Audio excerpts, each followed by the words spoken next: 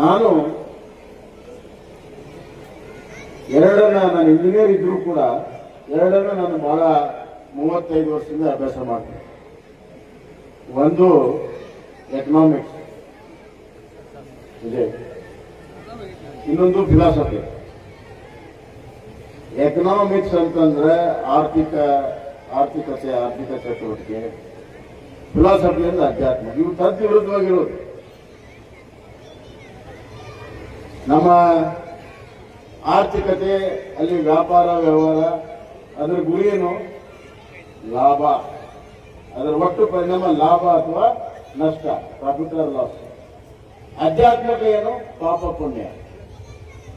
ಇಲ್ಲಿ ಪಾಪ ಪುಣ್ಯ ಇದೆ, ಇಲ್ಲಿ ಲಾಭ ನಷ್ಟ ಇದೆ.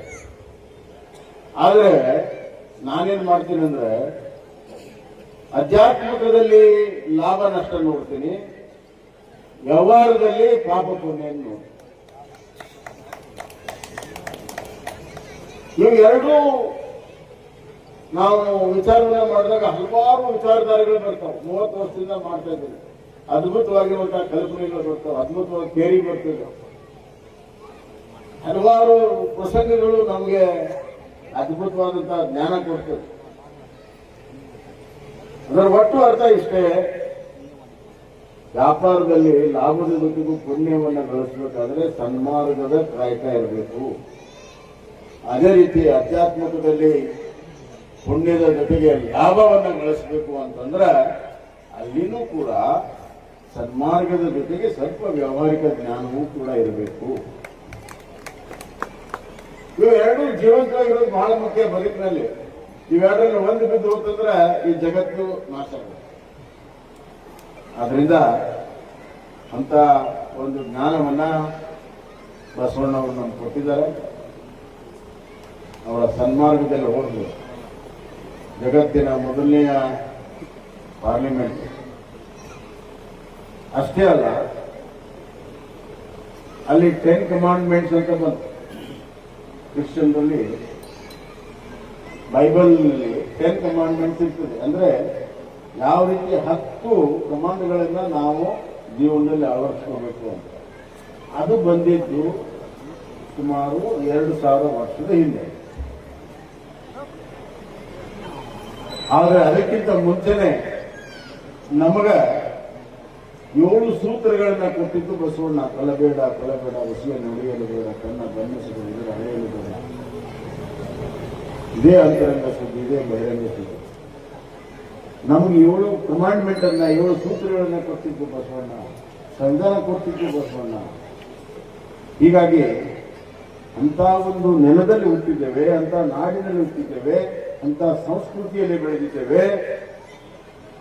ನಿಸರ್ಗ ಪರಿಸರದ ಜೊತೆಗೆ ಇಂಥ ಆಧ್ಯಾತ್ಮಿಕ, ಇಂಥ ಸಂಸ್ಕೃತಿ, ಇಂಥ ಸಂಸ್ಕಾರವನ್ನೂ ಕೂಡ ಶ್ರೀಮಂತಗೊಳಿಸುವುದು ಅಷ್ಟೇ ಮುಖ್ಯ. ಇಷ್ಟೇ ಇದರ ತಾತ್ಪರ್ಯ. ಮನುಷ್ಯರಾಗಿ ಹುಟ್ಟಿದ್ದೇವೆ, ಮಾನವರಾಗಿ ಜಗತ್ತನ್ನು ಬಿಡಬೇಕು. ಮನುಷ್ಯರಾಗಿ ಹುಟ್ಟಿ ಮನುಷ್ಯರಾಗಿ ಬಿಡೋದು ಬಹಳ ಸುಲಭ. ಅದೇ ಮನುಷ್ಯರಾಗಿ ಮಾನವ ಮತ್ತು ಮನುಷ್ಯನಿರುವಂತಹ ವ್ಯತ್ಯಾಸ ಇಷ್ಟೇ: ಕಾಮ, ಕ್ರೋಧ, ಮದ, ಮತ್ಸರಗಳ ಸಂಕೋಲೆಯಲ್ಲಿ ಸಿಕ್ಕವನು ಮನುಷ್ಯ. ನ್ಯಾಯ, ನೀತಿ, ಧರ್ಮ, ಪ್ರೀತಿ, ವಿಶ್ವಾಸದ ಸಂಕೋಲೆಯಲ್ಲಿ ಸಿಕ್ಕವನು ಮಾನವ. ನಾವು ಹೇಳೋದು ಸುಲಭ ಇಲ್ಲ. ಯಾಕಂದ್ರೆ ನಮ್ಗೆ ಅತ್ಯಂತ ಕಠಿಣ ಏನಪ್ಪಾ ಅಂತಂದ್ರೆ ನಾವು ಹುಟ್ಟಿದಾಗಿರುವಂತಹ ಮುಗ್ಧತೆ. ನಾವು ಹುಟ್ಟಿದಾಗ ಫೋಟೋ ಹೆಂಗಿರ್ತಾವ ನೋಡಿದ್ರೆ ಚಂದ ಇರ್ತಾವಲ್ಲ, ನಮ್ಮೆಲ್ಲ ಚಂದ ಇರ್ತಾವ. ಈಗ ನಮ್ಮ ಗಂಡ ನಮ್ಮ ಮುಖ ನೋಡ್ಕೊಂಡು ಹತ್ತಿರ ಫೇಸ್ ಇದೆ ಇಂಡೆಕ್ಸ್ ಆಫ್ ಮೈಂಡ್ ಅಂತ.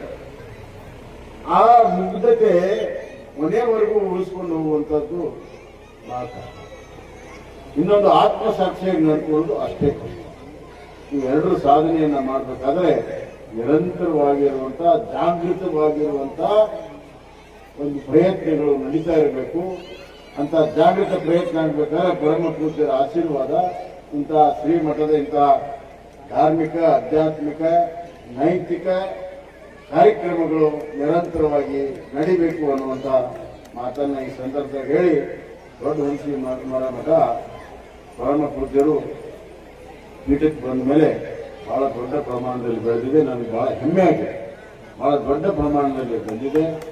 ಸಾಕಷ್ಟು ಶಿಕ್ಷಣ ಕ್ಷೇತ್ರದಲ್ಲಿ ಬಹಳ ದೊಡ್ಡ ಅಭಿವೃದ್ಧಿಯನ್ನು ಮಾಡಿದ್ದಾರೆ. ಹಲವಾರು ಕೋರ್ಸ್ಗಳನ್ನು ಇಲ್ಲಿ ಮಾಡಿ ಬಹಳ ದೊಡ್ಡ ಪ್ರಮಾಣದಲ್ಲಿ ಬೆಳೆಸಿದ್ದಾರೆ ಮತ್ತು ದೊಡ್ಡ ವಂಶೀಯ ಮರದ ವ್ಯಾಪ್ತಿಯನ್ನ ವಿಶ್ವಕ್ಕೆ ತೆಗೆದುಕೊಂಡು ಹೋಗಿರುವಂತಹ ಖ್ಯಾತಿ ನಮ್ಮ ಪರಮ ಪೂಜ್ಯರು ಅನ್ನುವಂತಹ ಮಾತನ್ನು ಹೇಳಿ ಮನೆಯ ಮಾತು, ಇದು 49ನೆಯ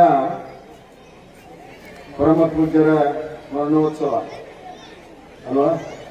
ಮುಂದಿನ ವರ್ಷ 50 ವರ್ಷ ಆಗ್ತದೆ.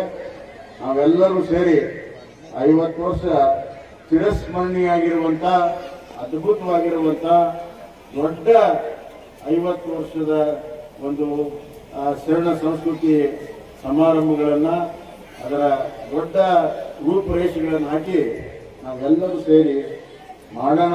ಅದಕ್ಕೆ ಪರಮ ಪೂಜ್ಯರ ಆಶೀರ್ವಾದ ಇರಲಿ.